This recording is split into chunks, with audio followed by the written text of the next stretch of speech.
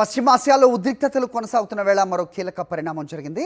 Hormuz జలసంధి వద్ద ఉద్రిక్తతలు ఒక్కసారిగా భగ్గుమన్నాయి. అమెరికా, ఇరాన్ నౌకలపై దాడులు, ప్రతిదాడులు జరుగుతున్నాయి. అమెరికా యుద్ధ నౌకలపైకి ఇరాన్ డ్రోన్స్ ప్రయోగించింది. దీంతో మరోసారి యుద్ధ వాతావరణం నెలకొంది.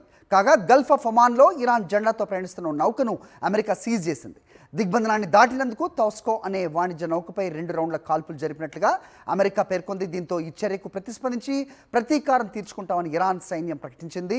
అనంతరం అమెరికా యుద్ధ నౌకలపైకి డ్రోన్స్ ప్రయోగించింది. గల్ఫ్ ఆఫ్ ఒమాన్ నుంచి అమెరికా నౌకలను ఐఆర్జీసీ తరిమినట్టుగా పేర్కొంది. అమెరికా చర్యలను సాయుధ పైరసీగా Iran అభివర్ణించింది.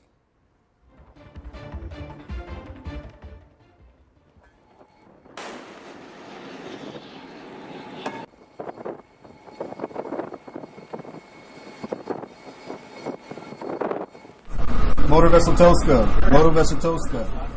Vacate your engine room. Vacate your engine room.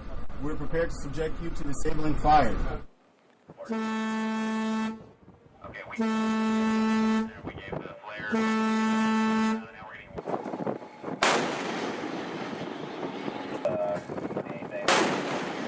anything. You ready?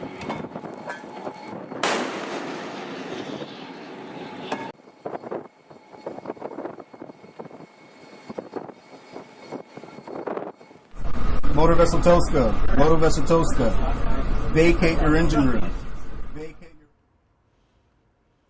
Right, gulf of ఒమాన్లో అమెరికా విధించిన ఈ నేవల్ బ్లాకేడ్ని దాటి వచ్చిన టౌస్కో అనే కార్గో షిప్ను అమెరికా స్వాధీనం చేసుకుంటున్న దృశ్యాలు మనకు కనిపిస్తున్నాయి స్క్రీన్ మీద. ఏ రకంగా కాల్పులు ముందులు జరిపి ఆ తర్వాత ఆ నౌకను తమ ఆధీనంలోకి తీసుకుంది అనేది ఆ జరిపిన ఆపరేషన్ తాలూకు దృశ్యాలు మనకి స్క్రీన్ మీద కనిపిస్తూ ఉన్నాయి. మనం చూసాం గత వారం రోజుల క్రితం కంప్లీట్గా హార్మోజ్ జలసంధి ఏదైతే ఉంటుందో దాన్ని బయట కంప్లీట్గా బ్లాకేడ్ విధించింది అమెరికా. అంటే ఆ షిప్స్ జలసంధిని దాటి ఫ్రీ వాటర్స్లోకి చేరిన తర్వాత కూడా మేము వాటిని ఆధీనంలోకి తీసుకుంటాం అని ప్రకటించిన విధంగానే ప్రస్తుతం నిబంధనలకు విరుద్ధంగా ఆ బ్లాకేడ్ని దాటి వచ్చిన ఒక ఇరాన్ కార్గో నౌకను అమెరికా స్వాధీనపరుచుకుంటున్న దృశ్యాలు మనం చూస్తున్నాం. ఏ రకంగా ఫస్ట్ కాల్పులకి దిగింది, ఆ తర్వాత ఆ షిప్ను ఏ రకంగా స్వాధీనం చేసుకుంది అనేది మనం చూస్తున్నాం.